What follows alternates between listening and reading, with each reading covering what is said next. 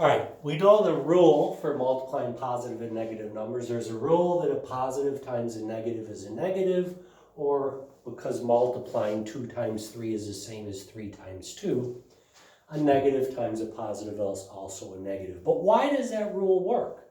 So we know 3 times negative 4 by the rule is negative 12. But think about the video we just looked at. This is multiplication is repeated addition. So we're adding negative 4 3 times. So when we add negative 4 plus negative 4 plus negative 4, I'm just going to put parentheses around them just to group them. So we know from earlier, a negative 4 and a negative 4 is negative 8. Negative 8 plus negative 4 is negative 12. So this explains why a negative times a positive is a negative, or a positive times a negative is a negative. Now what about, we know that we did this before. That just means add 4 3 times, we get a positive 12, so a positive times a positive is a positive. But what about a negative times a negative?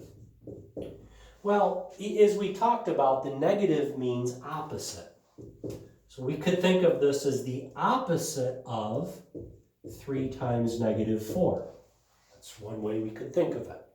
Well, we know 3 times negative 4 is negative 12. So this answer is the opposite of negative 12.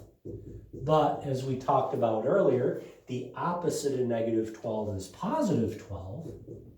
And this explains why a negative times a negative ends up being a positive.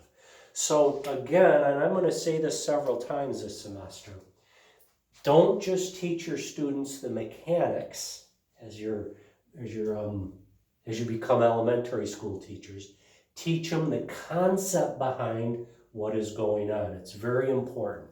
And these concepts, when you really understand them, it's going to help when you move to higher level math, such as high school.